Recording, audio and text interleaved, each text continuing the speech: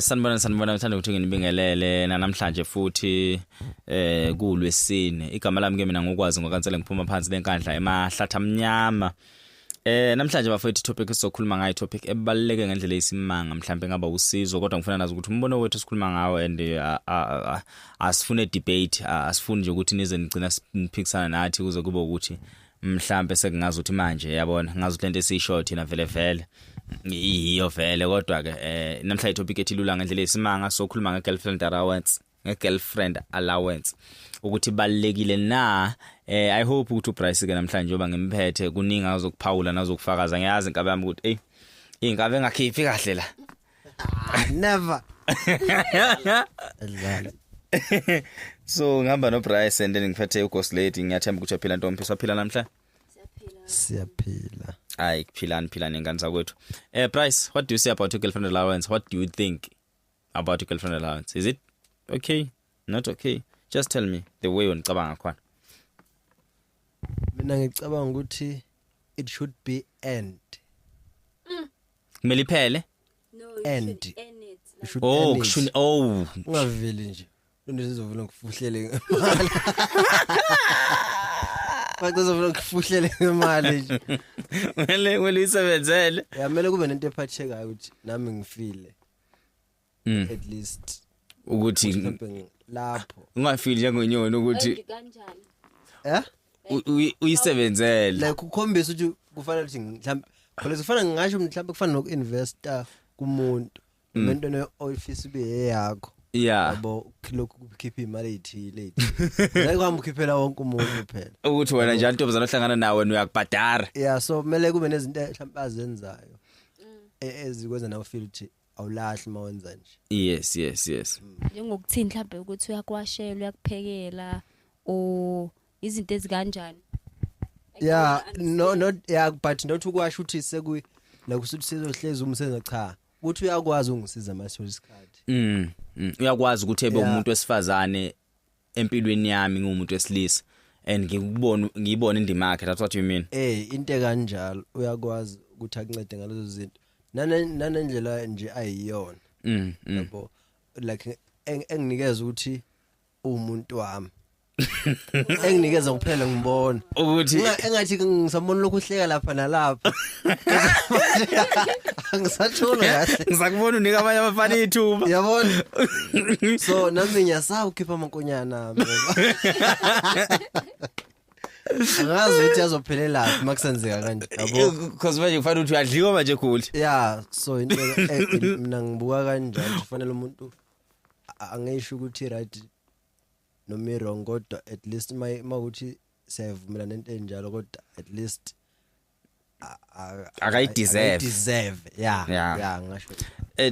Photo ukuthi umuntu wakho mfethu nakho ujola naye kodwa manje umuntu wakho naye uyamnika lama girlfriend allowance kodwa usanokudibana naye nje enika abafana inamba. Uyabona uthi uyambuza ngomfana uyangishela uyibhulile inamba yakho uyithathe ipamba wenza nofana usenamamlingo manje ukuthi athole inamba zabantu uhloseni ubuthembeni kahle kahle ufuna ukuthini Ntombi? No, bengisanilalele kahle but then crazy enough I don't believe with girlfriend allowance. Mina ngumuntu wesifazane. Oh my God. I don't believe with girlfriend allowance.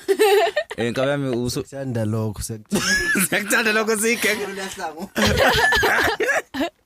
Sekuthanda ukuza lokho siyibandla.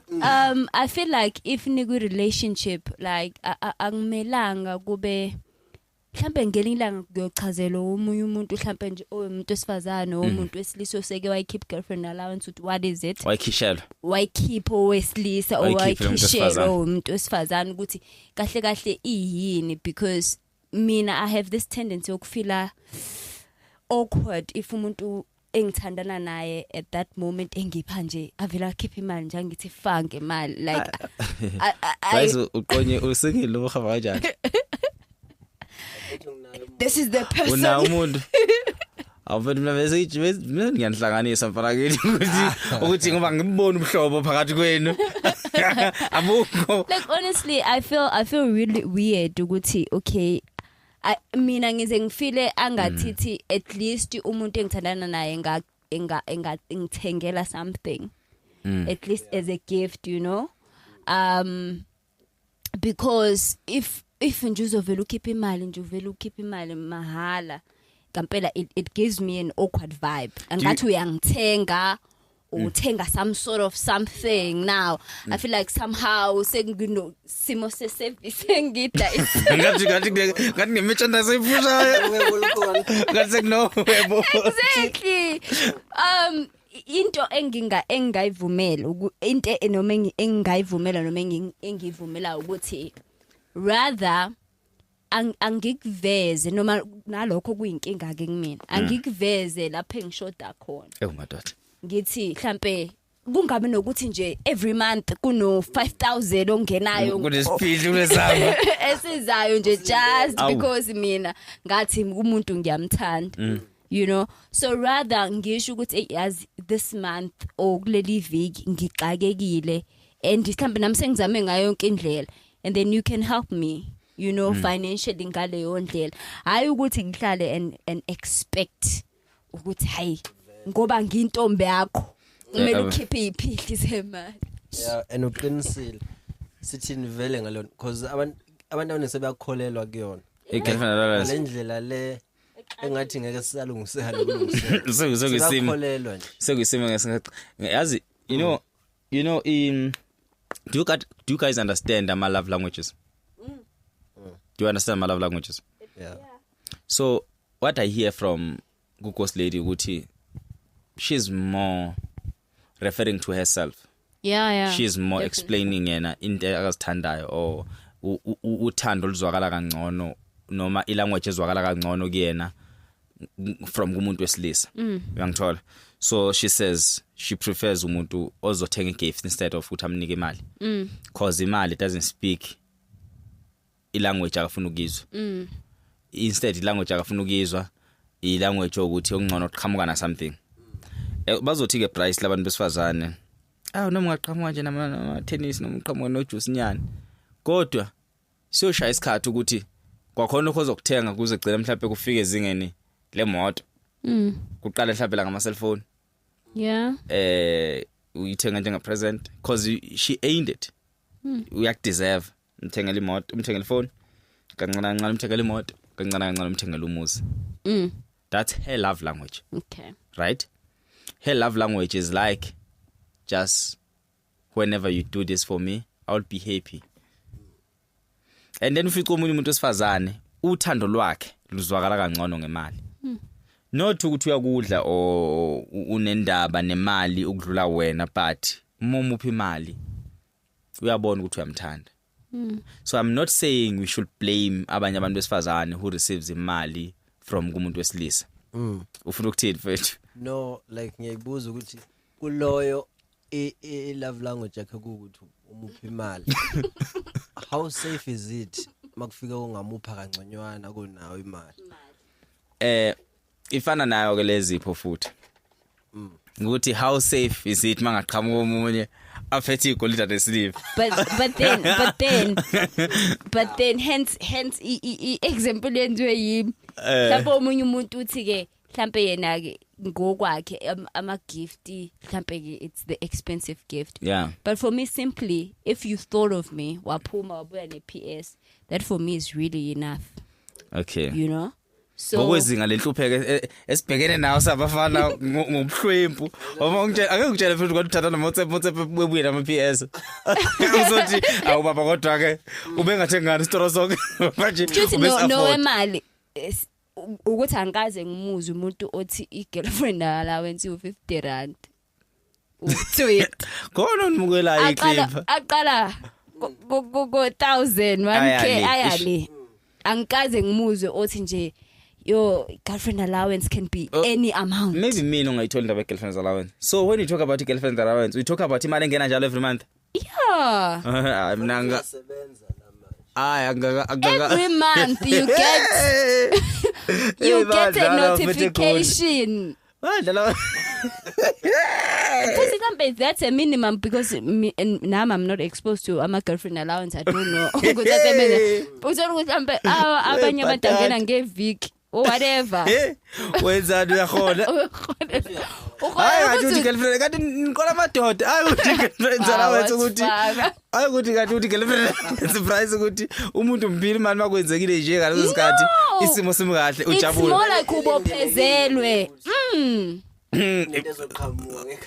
Exactly. Ayasebenza. Uma calculator nje imali engenayo zakhe zenyanga uyayifaka nale 1000 efanele iqhamukele isivela kuwena. Kanti ngikona amadoda kanti girlfriend allowance ngithi ngikhuluma ngento enhle mhlawumbe ukuthi hayi ngoba nakusiyathandana and then mabhebeza ayibo bekumkahle lapha izinto ziqondanile lapha nanti 2000 awahamba ubona lapha nayi 500 kanti imali elindelekile every month.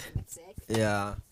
But for thina majida ngathi kuya ngawo ukuthi ufuna ukuthi yakhe uyikhiphe kanjani. Nami nje obade ngichaza eqaleni mina ngesingami nami bengichaza le ndlela ucabanga ukuthi ngaleso sikhathi nami mangizizwe ngathi makuvumi dingayo Kuna relationship ngakhululeka. Kuna abaholela ukuba sothandweni. Fethu. Oh wow, I didn't know. But then I feel like there is no wrong in that if ever the other person can afford. No, there's a huge wrong of us. No, if you are willing. Yeah. If kusuka kuwena price. If kusuka kuwena as ngikholela umuntu engayena uneni ukuthi ungigadela igane. But I really feel like if your partner yena efila because there are people who are willing, there are guys who are willing. If you are willing when as a guy to give your girl ileyo mali leyo nifika kanjani sivumelana leso uzuwile isho ngithi manje sonke ke la kusho sisokasa akekho le ufika kanjani leso sivumelana sokuthi baby every month ngiyayikhipha ke manje vele hayibo umuntu uphelele umndeni yakhe akangayondla yini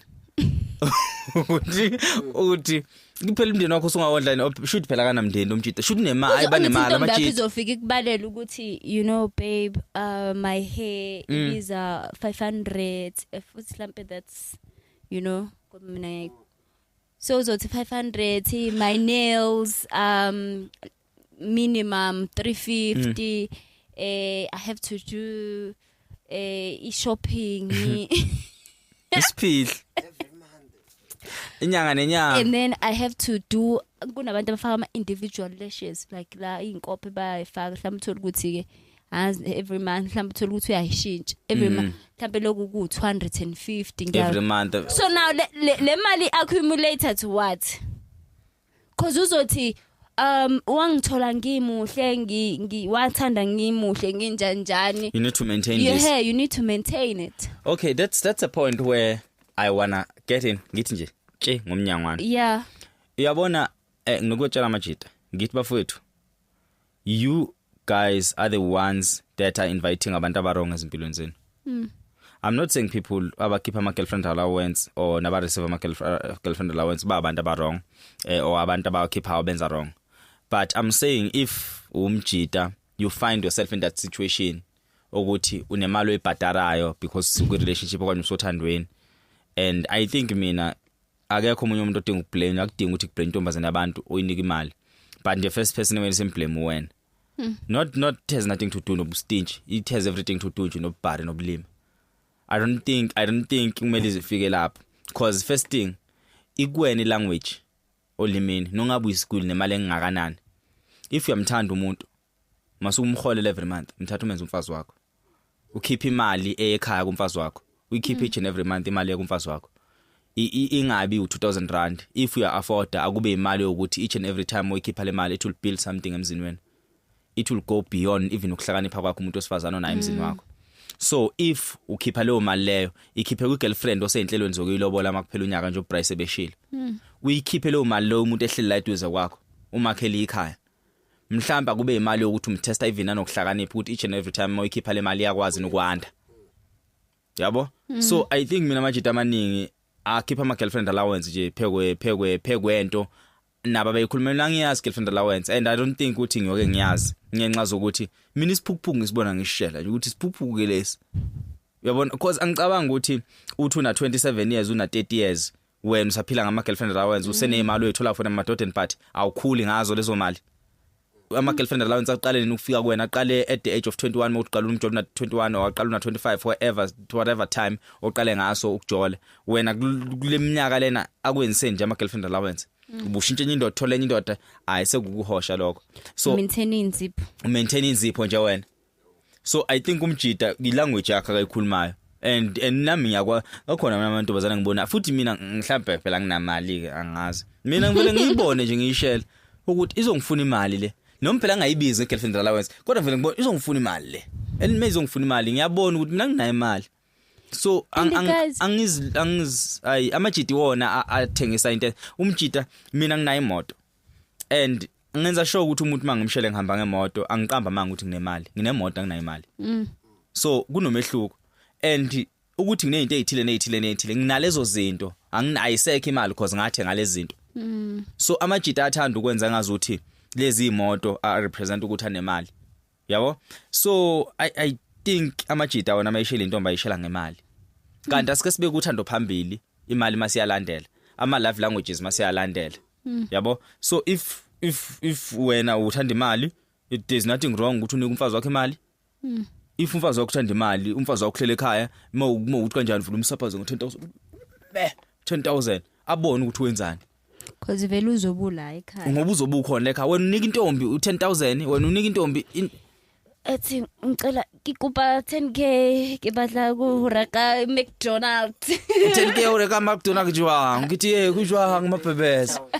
hey bathu nisifuna ukuthi umuntu akayekubazali bakhe mayesefuna izimo enjalo mayesefuna ama trip mina ngekho involved kuona there's things that we do as amajida I'll be entirely honest there's things that we do mina ngiyikhipha imali ngiyikhiphela situation yamanje yabo so I can spend imali ngiyispendela ukuthi ngizama ukumdida nje abone ukuthi iziyakhala ke manje la okwenza ukuthi nami into zami zibe lula angeke ngisho nje ngentombi engihlangane nayo manje ngikhiphe nje imali ngabe nankinga ngithi price awuthenge lapho boy siphusha ukuthi ngebhada ngiphuza but senze into ezinhle kwenzela ukuthi umuntu nakhululeka abone ukuthi hayi lamajida la noma ngabe ngiyahamba nawo mangabe kumele sihambe nawo but hayi nathi siwadlile but kuphelela lapho that day it ends yabo but kune situation la othi khona man ngiyakuthanda and ngifuna ukuthandana nawe and I want us to be in a relationship so wena if uze ngale ngqondo ukuthi mhlawumbe uzongidla imali anginayo leyo mali leyo yabo mina imali ede nginayo lokuthi isebenzise izolo kuphela iphelile futhi angisenayo ukuthi siphushe ngisasa yabo so when I get into a relationship I want someone that will understand my situation that will understand me ukuthi ngampela anginamali ngiyazama and ukuzama kwami akungenzi ukuthi ngibe stingy just I'm smart and I choose ukuthi imali ngiyisebenzisa kuphi so you need to earn it as uprice shile so I need to give you imali because I felt a need ukuthi udinga imali if ayikho nayikho angeke ngihambe ngiyoboleka imali ngenxa ukuthi intombi yamdinga imali umuntu ezekwata imali yami I think ifrontal angaza ifrontal kambi ilezina lezi ile wivu uqokile mntana ay yaza kuthafana ukuthi ifrontal ukuthi idonsala iziyofika endaweni ezithile ngizokuthiwa iduru wemavo yabula futhi namanje athenga amfrontal yabo but angiwagxeki because anemali but mina I think ngathenga ifridge Ngobilone listing yeah mina nginayo TV endlini so mangase kuthiwa nje ngidinga ukuthi laphe ngispende okuyimadlana okuthe xaxa ngavele ngidibule TV ngikhuluma iqiniso iTV anginayo and njengoba nganayo iTV angisiboni even isidingo sayo sengadumela ifrontali but you guys enye into keke I think we can agree ekuthenini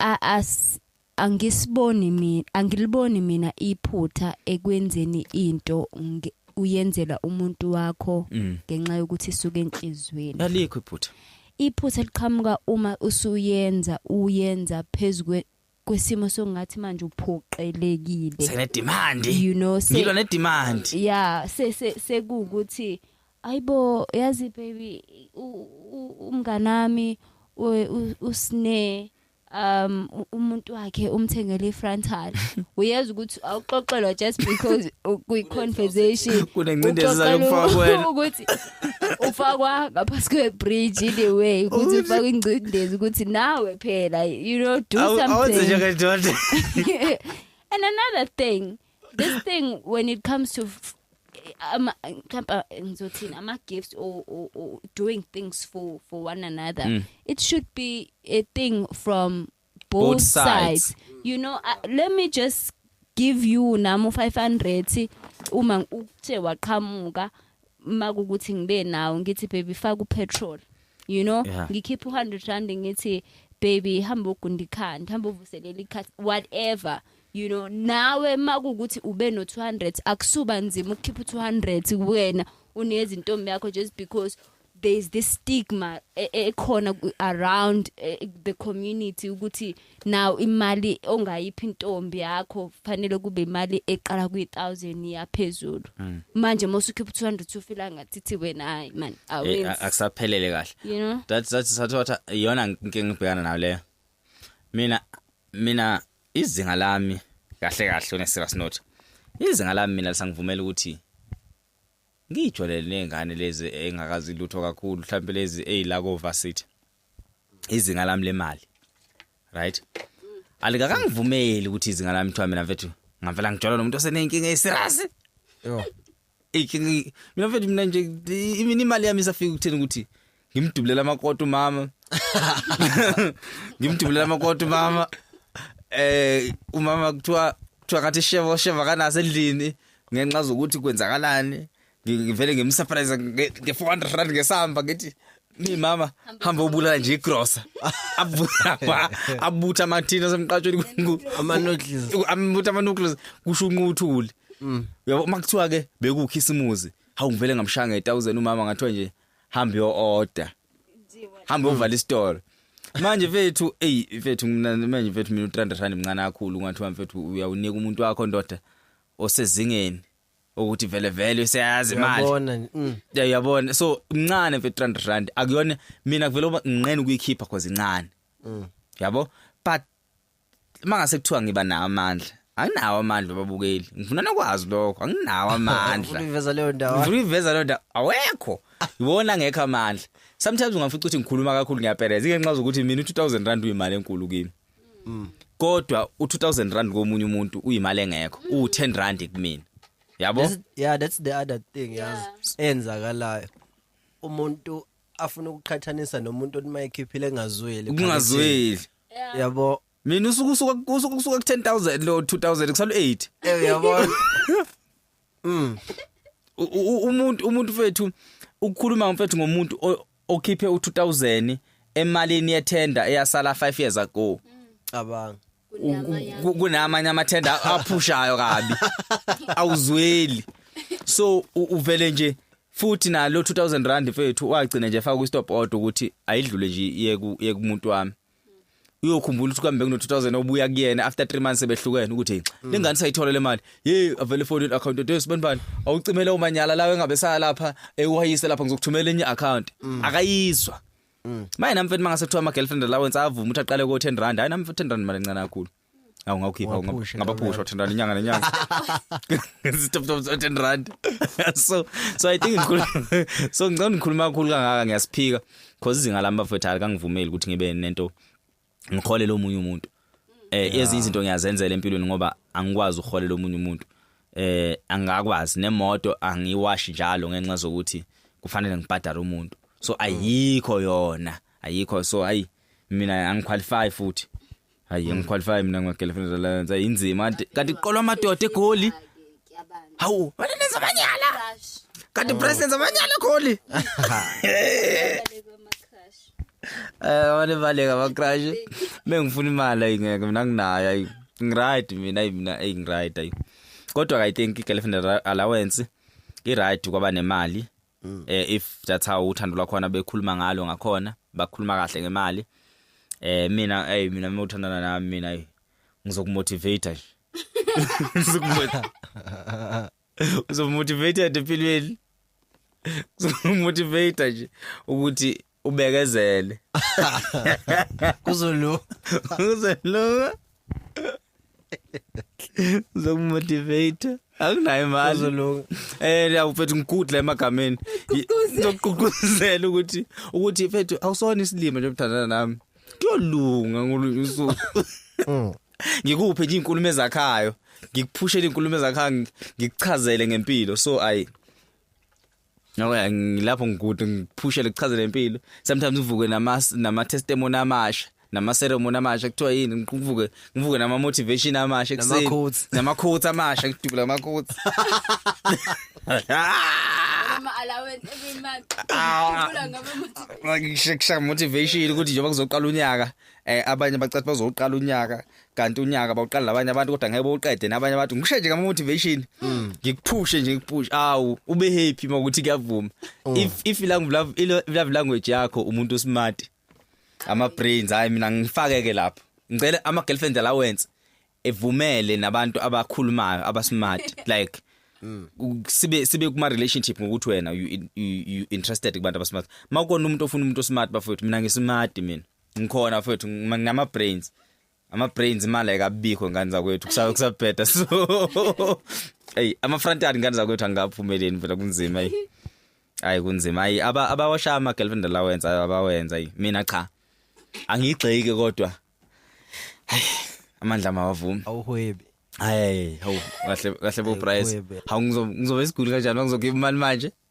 no kunesisho esithi sesivala esithi sebenza kanzima uhupha imali later amantombazane wona zohupha so if imali ayikavumi ayiyeka le ndaba ohupha namantombazane if imali nje akavumi yeka ngempela nje uhupha namantombazane so mina imali yami akavumi kwamanje yeah that's true yeah so cha mina ngiyipoet ngimbongo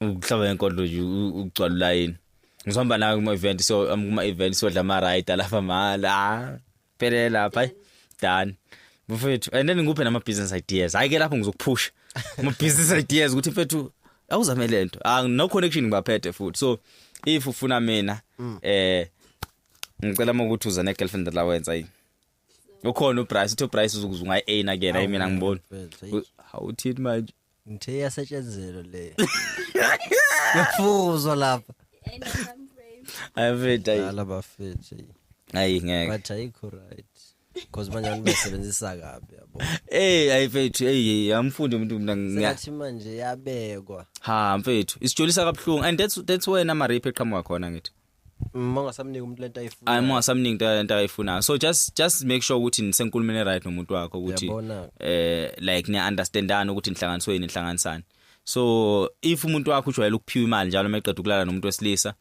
and when usulala naye usaqeda usamnika imali sekuyicala sekuyirape yabo so just avoid man ukuhamba uzigcumeka kubantu like mombona ukuthi umuntu uclean unenziphe ezinde ufake lezi inwele and uyabona inwele zakhe ziyadura ayishipile and ugqoke into ezidurayo ufake necathu ezibizayo uphethe isikhoma segucci uphethe iPhone enama ring awu3 lapha ngemumva